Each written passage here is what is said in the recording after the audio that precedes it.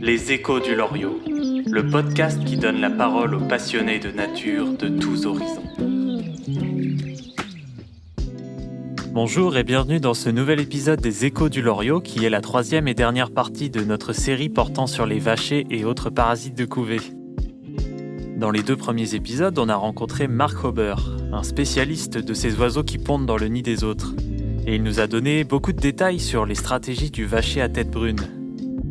Aujourd'hui, on va continuer avec un tour du monde des parasites pour élargir nos horizons.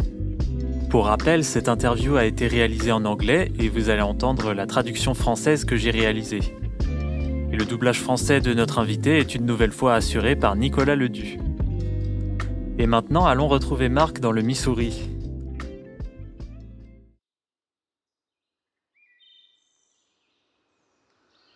Bonjour Mark.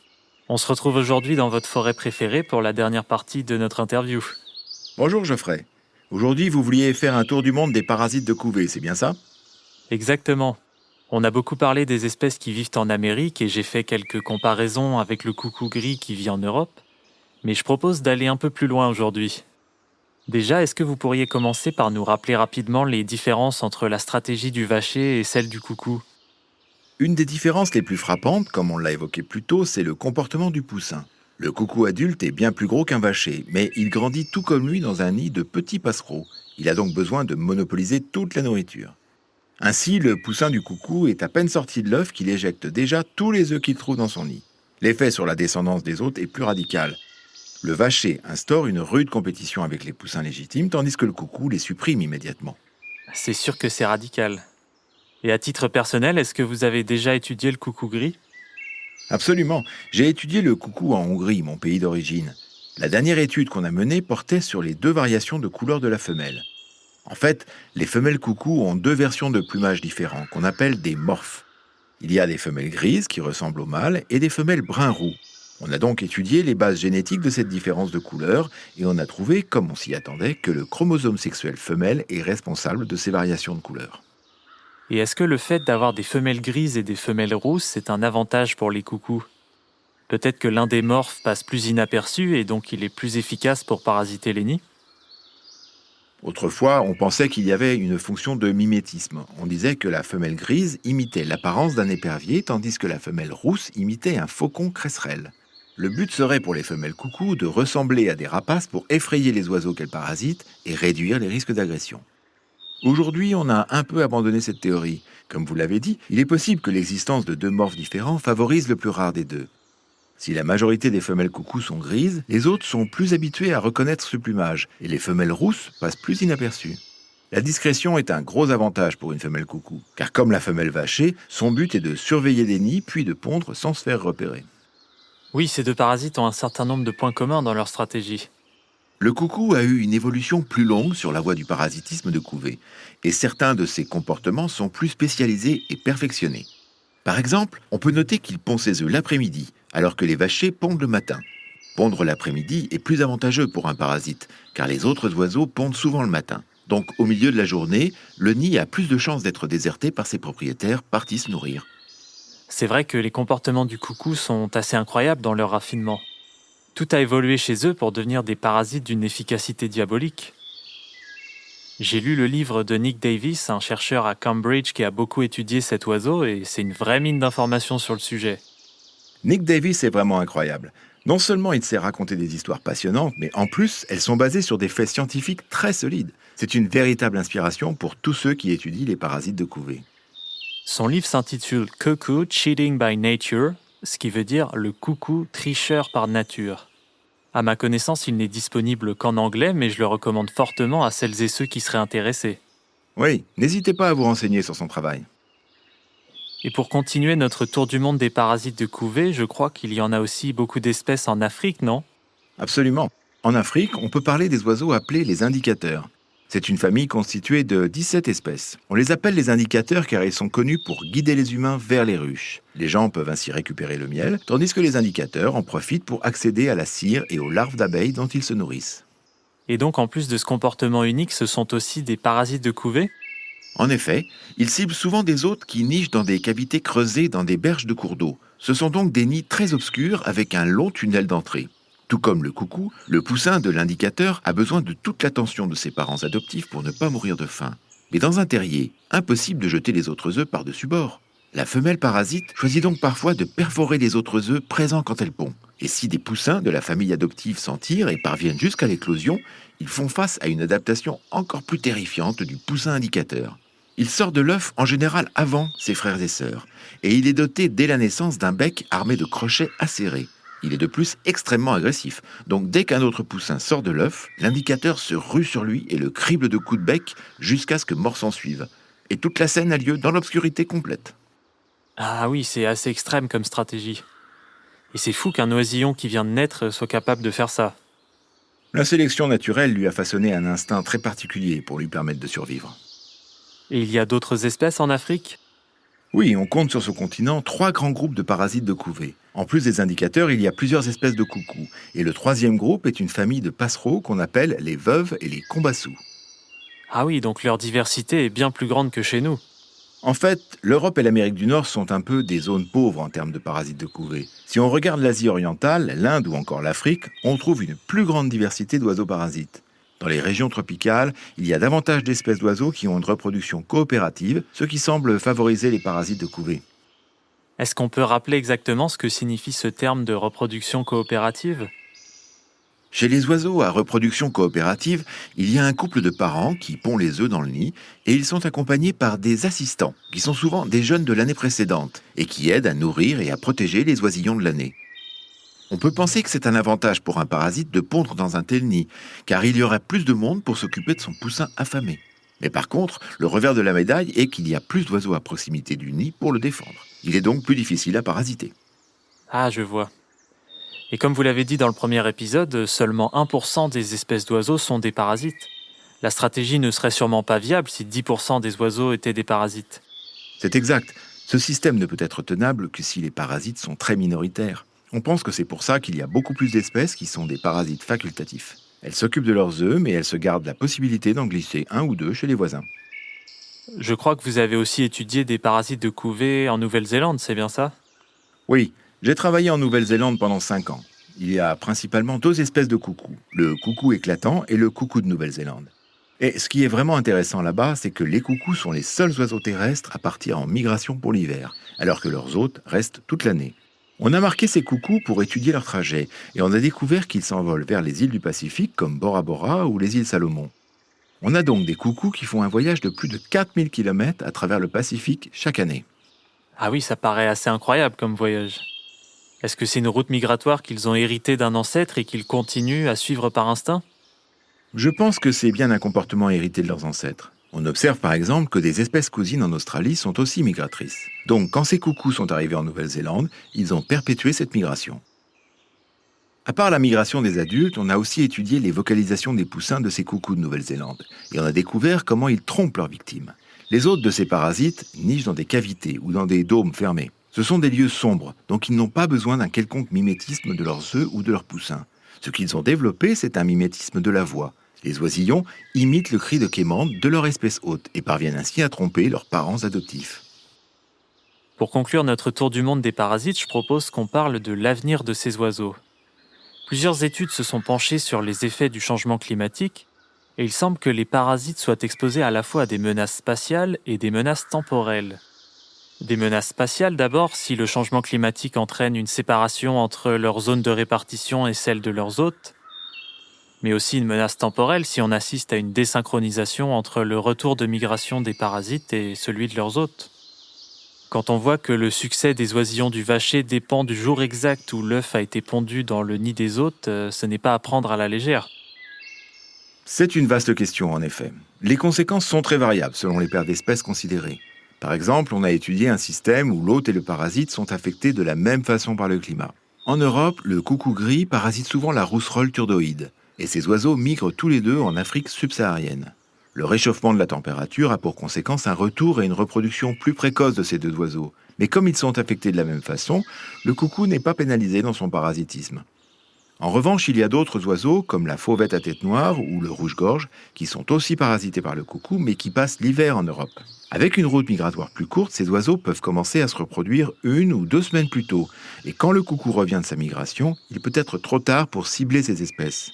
Si un œuf de coucou est pondu en retard sur les œufs de l'hôte, même si ce n'est que de 2 ou 3 jours, le poussin va éclore après ceux de l'hôte, et il ne parviendra peut-être pas à les éjecter, et il mourra de faim car il ne pourra plus monopoliser la nourriture. Donc c'est vraiment une mécanique fragile et le changement climatique pourrait réduire le nombre d'espèces que le coucou peut parasiter avec succès. Et est-ce que vous avez des exemples de conséquences spatiales du changement climatique en termes de zones de répartition ? Oui, il y a l'exemple du petit coucou en Asie, dont la zone de répartition se déplace vers le nord à cause du changement climatique, car il a besoin de suivre les insectes dont il se nourrit. Le problème, c'est que leurs espèces hôtes n'ont pas encore atteint des régions aussi nordiques. Donc, soit ils ne peuvent plus se reproduire, soit ils doivent trouver de nouvelles espèces hôtes. Ah oui, donc quand le climat pousse des parasites dans de nouveaux habitats, ça peut perturber les interactions en place. Tout à fait. On observe un phénomène de ce type en Alaska, avec le coucou gris qui arrive depuis l'Asie. En Sibérie, les oiseaux sont habitués à ce parasite et savent rejeter les œufs, mais les oiseaux américains n'ont pas évolué avec ce coucou. Ils sont plus habitués à croiser des vachers. Comme on l'a dit précédemment, les oiseaux parasités par le vacher ne rejettent pas vraiment ces œufs, car ils peuvent être punis de représailles, et car le poussin du vacher ne tue pas leurs autres oisillons.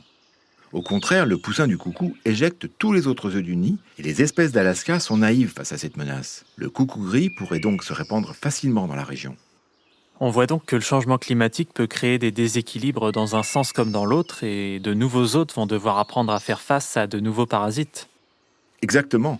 L'avenir de beaucoup d'écosystèmes est encore incertain. Il y a de nombreuses espèces qui vont être amenées à interagir pour la première fois.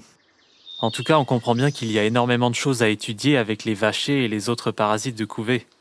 En effet, c'est pour cela que j'ai jugé qu'il était nécessaire de créer un groupe de recherche dédié aux vachers.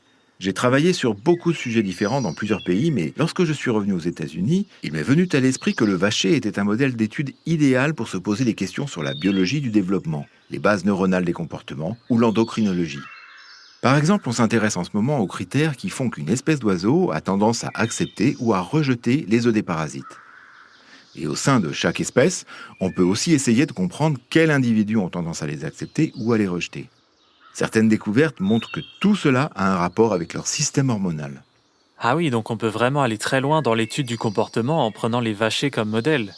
Tout à fait. Et pour étudier tout ça, j'ai supervisé beaucoup d'étudiants formidables, que ce soit à New York ou dans l'Illinois. En ce moment, je supervise 3 étudiants qui vont bientôt finaliser leur doctorat. Et est-ce que vous avez des exemples de découvertes récentes faites par votre groupe de recherche et vos étudiants ? Bien sûr, l'un de nos articles récents a été mis en avant dans le New York Times.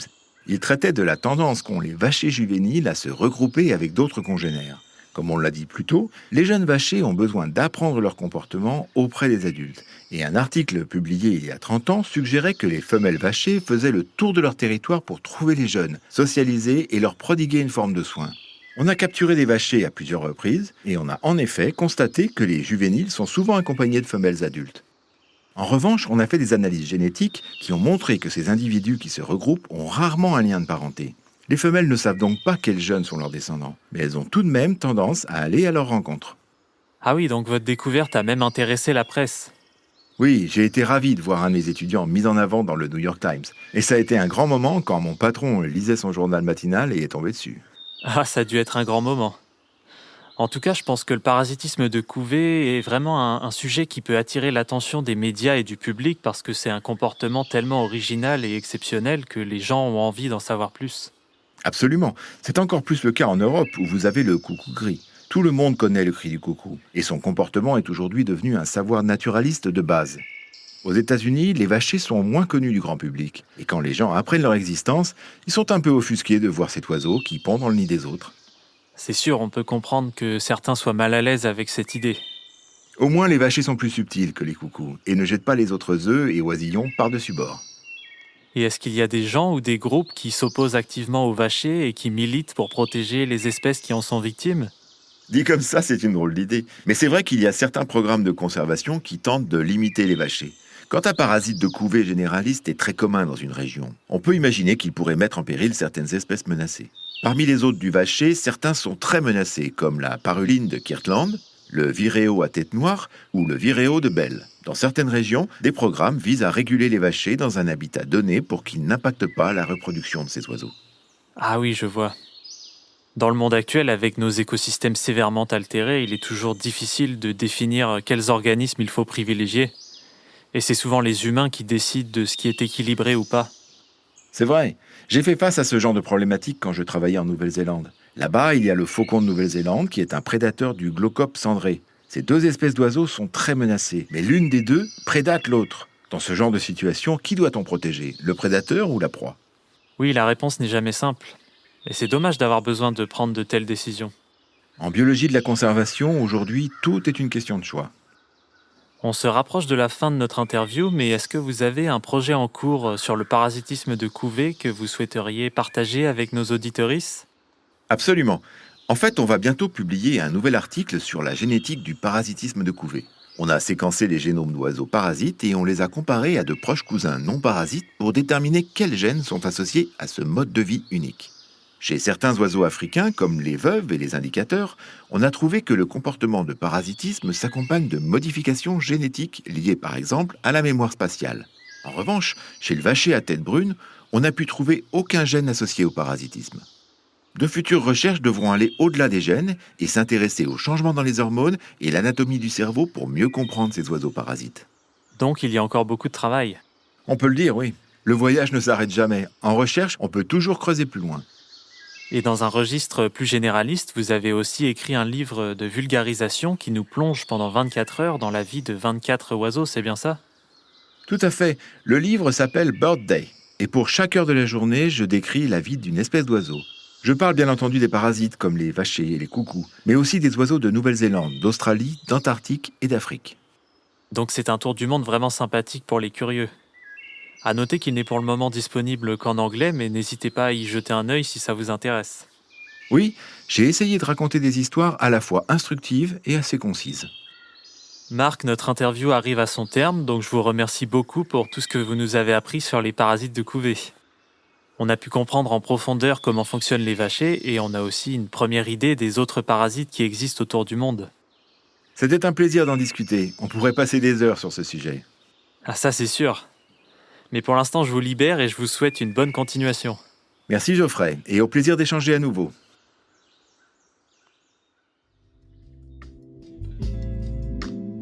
Et voilà donc la conclusion de notre série riche en informations sur les vachers et autres parasites de couvée. Pour finir, je vous propose d'écouter un message enregistré en anglais par Marc lors de notre interview originale, et il s'adresse à vous pour conclure cet épisode.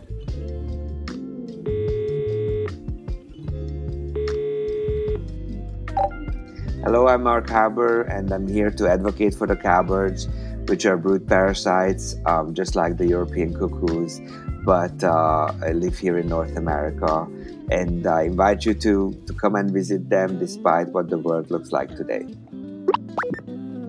Pour résumer, Marc nous invite à venir découvrir les vachers en Amérique du Nord, même s'il n'est pas toujours facile de voyager dans le monde actuel. Merci à vous d'avoir suivi cet épisode. On se retrouve une prochaine fois pour une nouvelle interview sur un autre sujet passionnant. D'ici là, portez-vous bien et restez à l'écoute de la nature.